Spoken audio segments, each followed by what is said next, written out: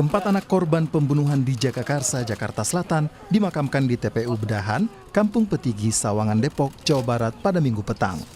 Ibu korban tidak kuasa menahan haru saat prosesi pemakaman sambil memegang boneka kesayangan anaknya. Empat anak yang menjadi korban pembunuhan ini dimakamkan berdampingan. Saat ini, polisi belum mengungkap motif pembunuhan dan masih mengetes kejiwaan pelaku. Dalam waktu dekat, kami akan melaksanakan kegiatan untuk pemeriksaan tes kejiwaan terhadap pelaku inisial P untuk mengetahui sejauh mana peran dan motif yang pelaku lakukan terhadap tindak pidana pembunuhan.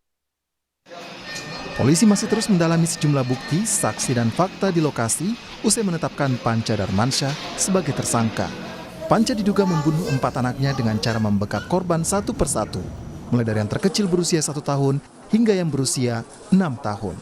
Salah satu bukti penting yang kini didalami polisi adalah telepon genggam dan komputer yang digunakan pelaku untuk merekam aksinya membunuh keempat korban. Kami juga mendapatkan barang bukti berupa handphone dan juga laptop yang digunakan saudara P untuk merekam sebelum kejadian, saat kejadian, dan saat yang bersangkutan bermasalah dengan istrinya saudara D. Kasus kematian 4 anak di Jagakarsa menambah panjang daftar anak yang menjadi korban kekerasan. Dari data Komisi Perlindungan Anak Indonesia, sepanjang tahun 2023 hingga bulan September, jumlah laporan anak yang menjadi korban kekerasan seksual mencapai 252 kasus. Adapun anak yang menjadi korban kejahatan fisik dan atau psikis, 141 kasus. Dari sebaran kasus anak yang menjadi korban, Jakarta Selatan menempati jumlah kasus terbanyak 158 kasus. Disusul berturut-turut oleh Jakarta Timur 126 kasus, Kabupaten Bogor dan Jakarta Barat, Jakarta Utara, dan Jakarta Pusat. Namun, ibarat fenomena gunung es, kasus yang tidak dilaporkan jumlahnya diperkirakan masih lebih tinggi. 6 Desember lalu, jasad 4 orang anak ditemukan warga setelah mencium bau tak sedap dari dalam rumah kontrakan Panca Darmansyah.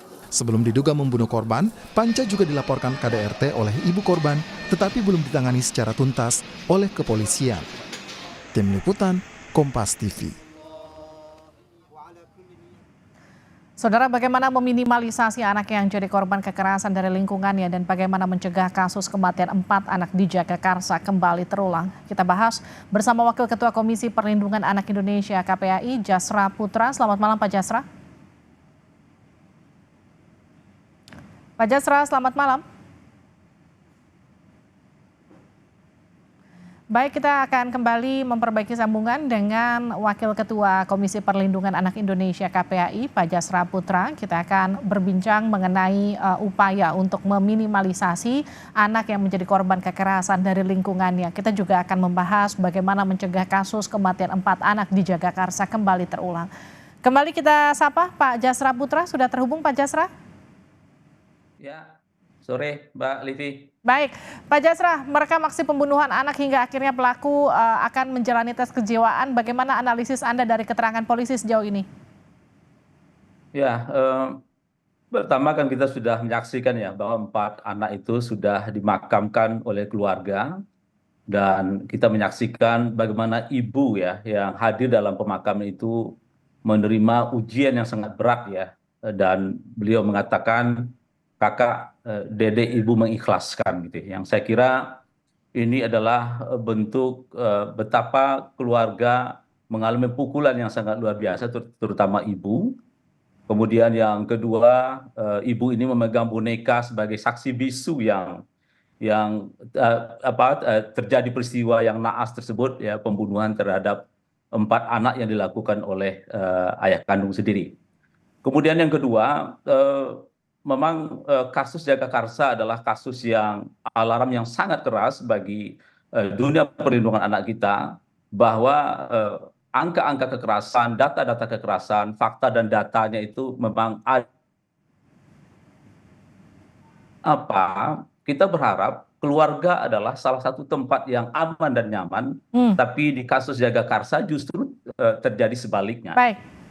Ini menjadi PR kita untuk memastikan bagaimana lingkungan yang aman dan nyaman bagi anak-anak kita, Mbak Livi.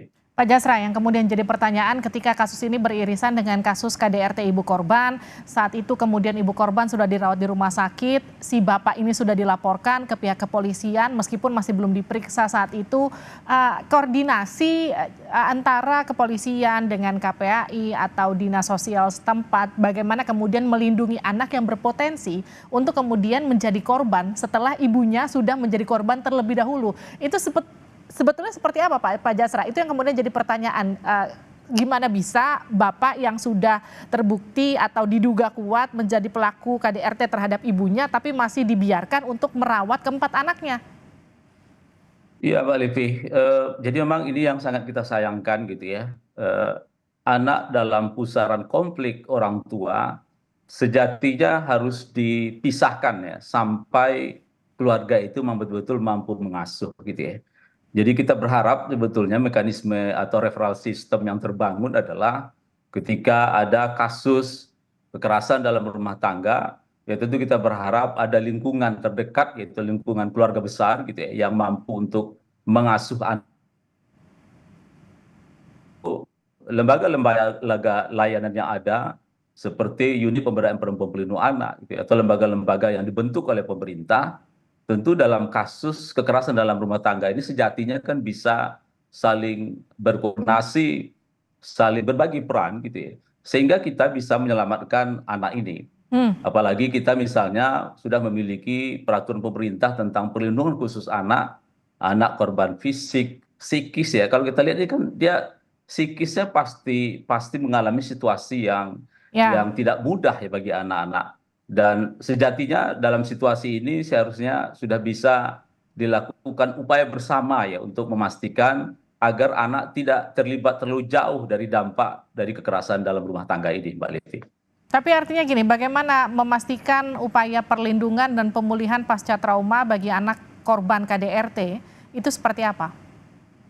Ya, jadi anak yang yang di dalam pusaran konflik orang tuanya itu seharusnya kan yang pertama dipastikan bagaimana psikisnya kembali baik gitu ya. Dan oleh sebab itu tentu perlu pendampingan dari psikolog, kemudian pendampingan teman-teman Peksos ya.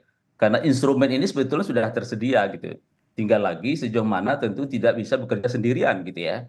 Jadi inilah yang menjadi catatan kita di kasus Jagakarsa ini. Masyarakat terdekat belum mampu untuk melindungi anak ini secara maksimal gitu ya. Baik. Dan apalagi misalnya kita bicara soal isu pengasuhan Pak Livi yang saya kira ini gapnya sangat luas sekali gitu ya. Betapa anak-anak kita dalam situasi pengasuhan yang beragam ini mengalami situasi yang tidak mudah. Baik, terima kasih Pak Jasra Putra, Wakil Ketua KPAI sudah bergabung bersama kami di Sapa Indonesia Malam. Sehat-sehat selalu Pak.